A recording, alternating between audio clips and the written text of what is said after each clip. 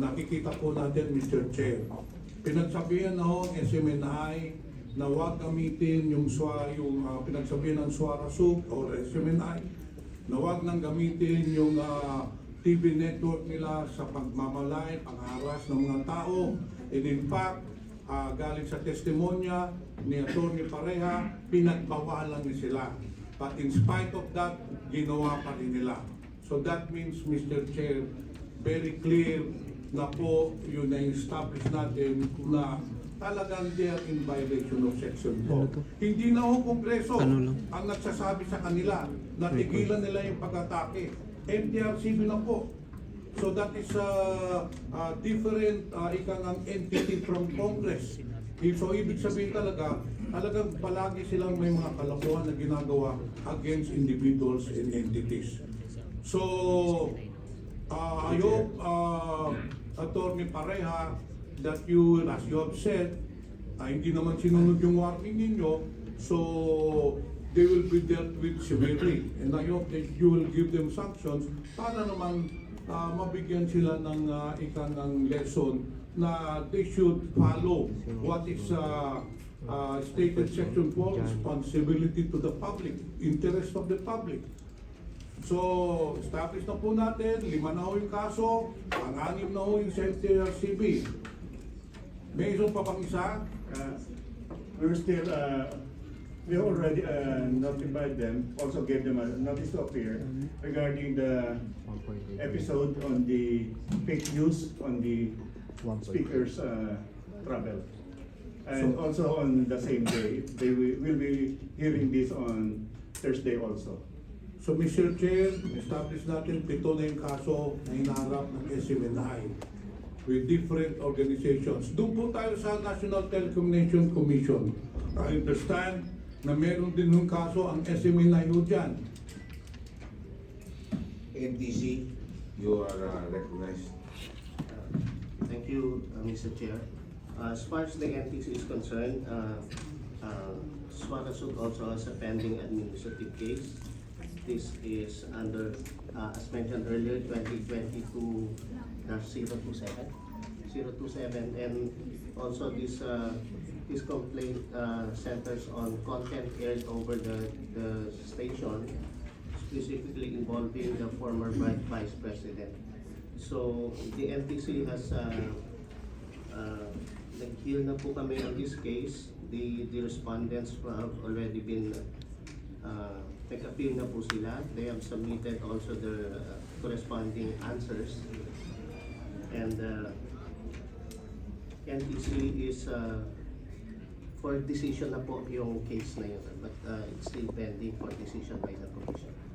So at the moment, there are 2 cases lodged at NTC.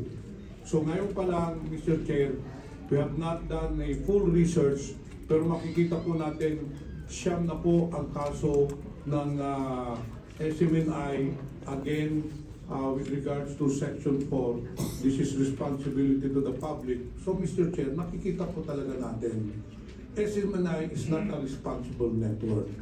Whereas ang ibang mga TV stations or TV networks na pumahawak po ng prangkisa, they are there to entertain the Filipino people.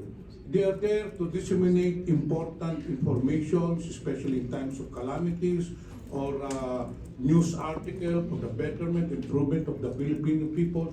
In short, as a medium to disseminate information to the Filipino people.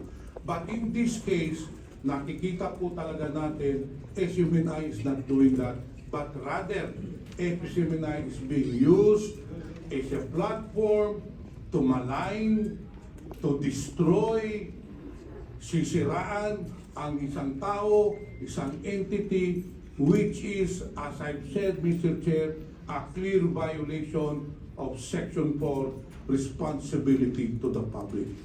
So yun po, Mr. Chair, I hope na nakikita po ng committee itong mga kasalanan ng SMNI, itong mga infractions nila. It is within our power to approve, to amend, or to revoke, or to repeal any franchise holder na nakikita natin who is not in compliance with the provisions in their franchise, in this case, Republic Act 11422. Thank you, Mr. Chair. Thank you very much, Vice Chair Johnson Pimentel of the 2nd District of Davao del Sur. Actually, go del Sur, I'm sorry. Mr. Chair, I stand corrected. Yes, Attorney Tolentino. Mr. Chair, I'd like to manifest that with respect to the SMNI membership with KBP, we already withdrew last December 4, 2023. So the case pending with KBP is already moot and academic. And second, Mr. Chair, Wait, so December 4, 2023, Mr. Chair. Yesterday. Yesterday. Yes, Mr. Chair. When it happened. Parang last year na dati.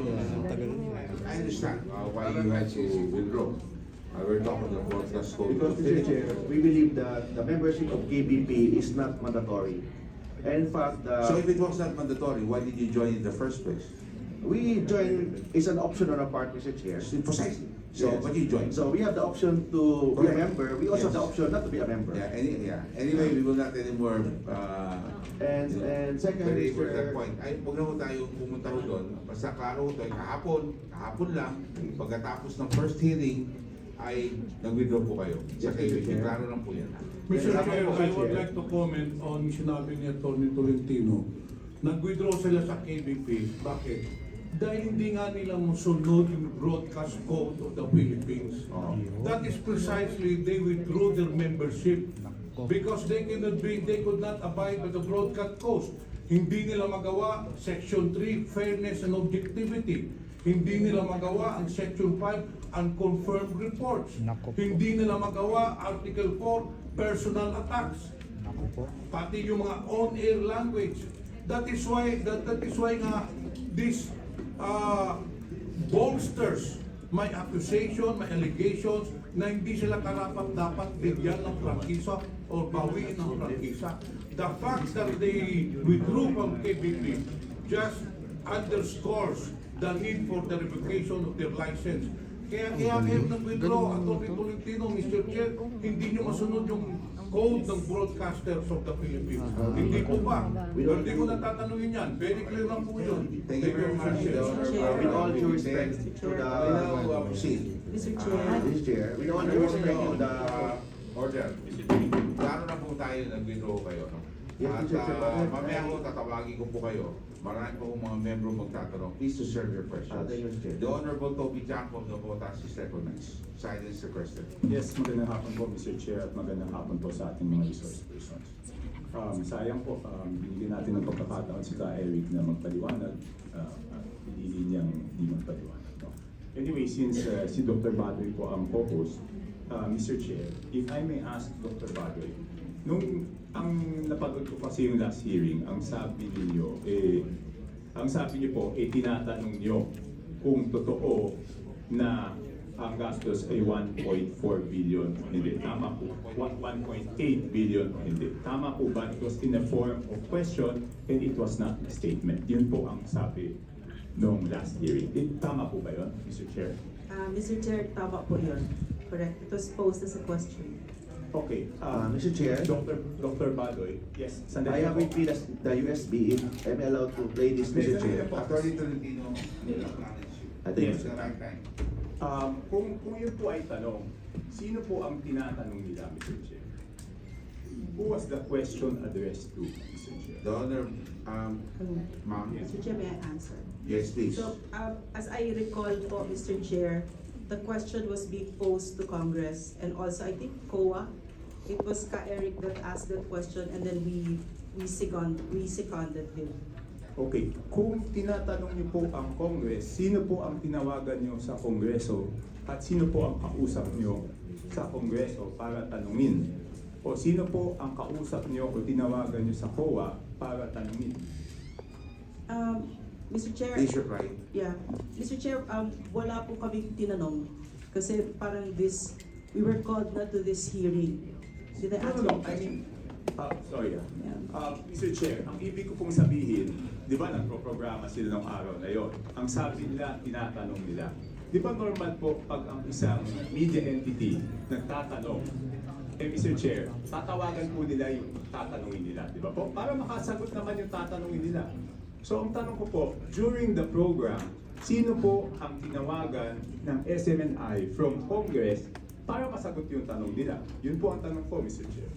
T-shirt right. Mr. Chair, if I can backtrack a little bit, parang nakita niya sa GAA yung 2-point-something billion for the travel expenses.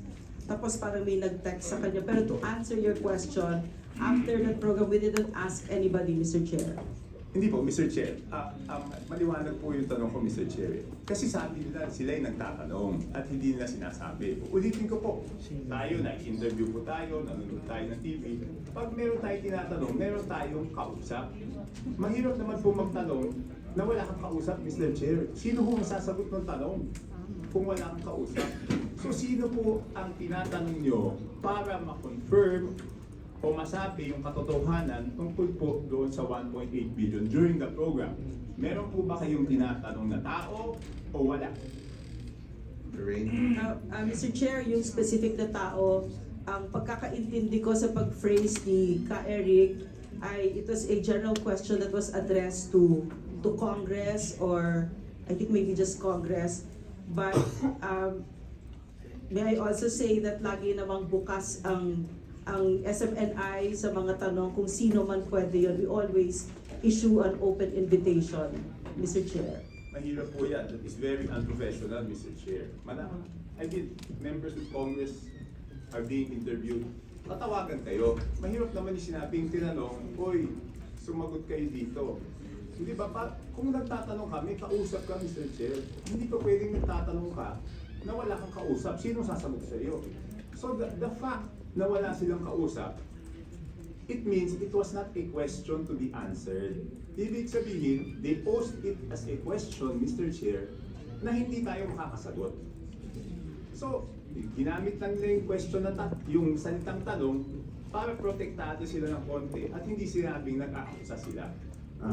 Pero sa totoo lang, Mr. Chair, wala silang intensyon na makasagot.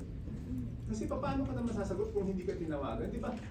Ito po, siguro sinasabi nyo, gusto nyo ang katotohanan. Paano nyo makukuha yung katotohanan, Mr. Chair, kung wala naman po kayong kausap? Lorraine? Mr. Chair, Mr. Ray.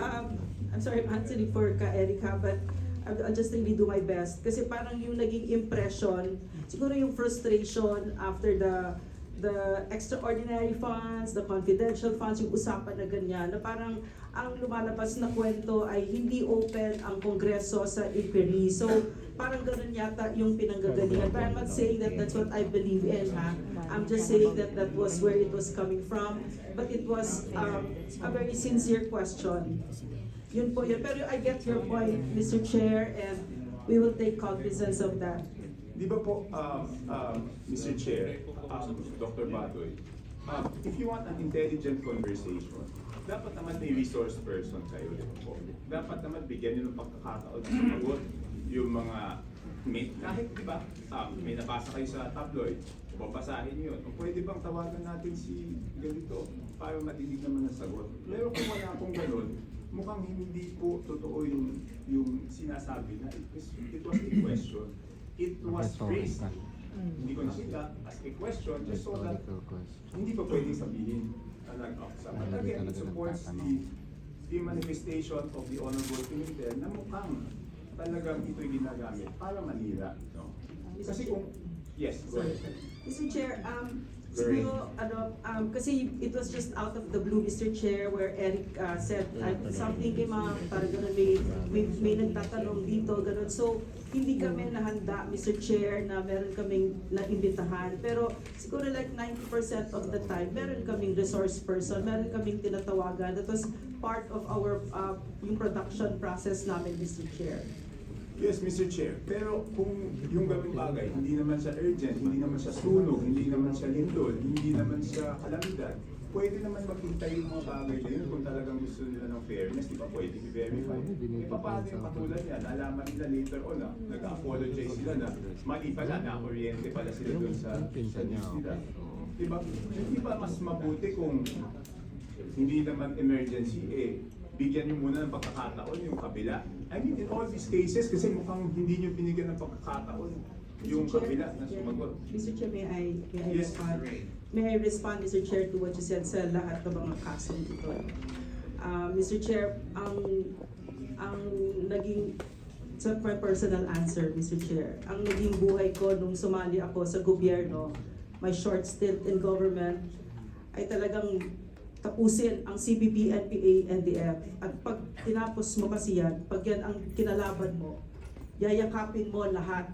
Yayakapin mo ang mga kaso, yayakapin mo ang kasinungalingan, ang pangwawasak ng puri talaga, yayakapin mo yan.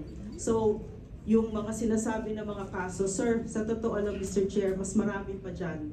Mas marami pa dyan. But napakaganda, nakikita ko ang ating gobyerno, wala namang nag-a-agree. Sa mga, yung allegation is not true.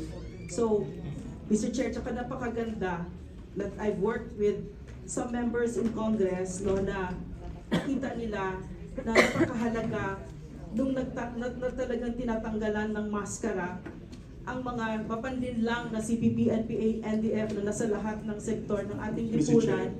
And I know that I Dr. stand... Palang, Yeah, okay. Okay.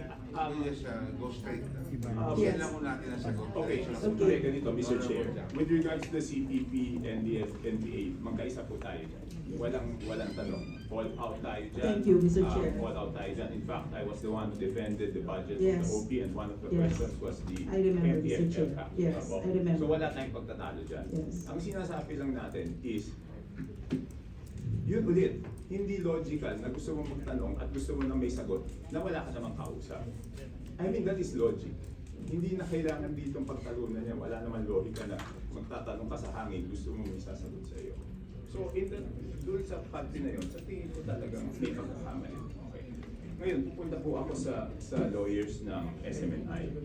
Nasabi niyo rin po doon sa huling hearing niyo na lahat po ng programa niyo ay may disclaimer. Tama po ba yun? Yes, Mr. Chair. Okay. What is the logic of having a disclaimer for all your programs? Ano po ang lohika nun? May prangkisa kayo, may mga alituntunin yung prangkisa ninyo, meron kayong dapat sundin ng mga alituntunin na dapat fair ang reporting, balansyado, hindi kayo naninirang puri. Tapos sasabihin nyo dun sa mga talents ninyo, bahala kayo kung anong gagawin nyo. Wala kami kinalaman dyan. Paano nyo masisigurado na mas susunod nyo yung alituntunin yung inyong prangkisa kung sinasabi ninyo, bahala kayo sa gagawin ninyo? It doesn't mean that bahala, Mr. Chair. What we mean that we give full, what do you call this? We recognize and respect the freedom of press, freedom of opinion of all our talents, Mr. Chair. And second, Mr. Chair, with respect to the disclaimer, it is a open secret practice to all media practitioners, all media establishments about disclaimer, Mr. Chair. Not only SMNI, Mr. Chair. Okay, if it's an open practice for all media practitioners, Mr. Chair, what do you have a body within your organization, within SMNI, that monitors and ensures na yung mga anchors ninyo at yung mga talents po nila ay sumusunod sa fair and balanced reporting? Yes, Mr. Chair, we have. Ano po yung tawag nito? We have a grievance committee, Mr. Chair. Okay, sino po ang mga miyembro ng grievance committee? We have the executive producer. Okay, We have the associate producer, okay. researcher. What do you call this? Sandali. Hindi po, paano Sandali. magiging miyembro ng grievance committee? Sandali na po. Yung grievance committee nyo, parang may mali. Kasi ang executive producer ng bawat programa, iba-iba. Yes, Ang Mr. associate producer, iba-iba. Yes, So sir. therefore, yung grievance committee nyo, walang permanenteng mga opisyalis. Dahil iba-iba ko yan. Every program has its own set of producers. Yes, Mr. Chair, we have set producers every program. So, how can you expect people to police their own ranks? It's not producer, no? Yes, Mr. Chair. How can they rule And that- in favor or not in favor of anything if it's not producer? I think there's is this a truthful statement that you have a grievance committee per show? We have a grievance committee of the entire organization. Yes, but you know, you just We have mentioned. also a producer per program, Mr. Chair. Correct, and you said that those are the officers. Yes, Mr. Chair. So therefore, you per show is a different person. How do you expect that person to, paano siya mag-rule na mali yung ginawa ng anchor, ako yung producer nun eh. Hindi parang pinagalitan ko rin ang sarili ko. Mr. Chair. Attorney, medyo ano mo yan. Anyway, the Honorable Toby Jack. No, Mr. Chair, you can continue. Yan po yung pupuntahan ko. Paano mo naman sasabihin na ako nag-produce, mali yung anchor ko? Paano mangyayari yun, Mr. Chair? So anyway, I don't think that really is the composition also of the grievance committee. But anyway, that's what they manifested. So we will have to check that out. Mr. Honorable Chair. Toby Jack, Yes. I don't think there's no logic, no, in having these officials or these officers of a program part of a grievance committee where they're supposed to be the people that very violated the law that we're supposed to be grieving about. But Mr. anyway, Chair, for the some Honorable Toby. clarification on Yes, this yes, point ni Congressman Yes. Toby. Last hearing, Ka Eric mentioned that he received a text message on Monday, and he was met to meet his source on Wednesday. So Monday pa lang, hindi pa verified yung report, hindi niya pa nakikita yung dokumento, ni-report mo na. Maski na alam mo, magkikita kayo ng source mo ng Wednesday kung kailan niya ipapakita yung dokumento. Which means, wala talaga silang basehan at wala silang hawak-hawak na dokumento. Di umano, yung dalawang text messages lang, Kong Toby, yung pinagbasihan nila ng report. Yun yung sinasabi nila doon nung nakarang hearing. Mr. Chair, may I explain, Mr. Chair? Okay. Yung pagkakaintindi ko dito, Mr. Chair, yung source ni Ka Eric, long-standing na relationship yan, dekada, kasi kasama niya yan sa CPP, NPA, NDF. So parang meron na silang sariling palakad na they really trust each other already. So hindi siya yung parang nanggaling lang dito. Kung you get what I'm saying, Mr. Chair, parang matagal na silang magkakakilala. And at maraming kasi siguro yung hindi lang siguro, sure ako dito na yung batting average nung kanyang source ay mataas, no? Mr. Chair. Yes, just a final manifestation. No? In granting the franchise and in accepting the franchise holder accepts the conditions and the responsibilities of the franchise.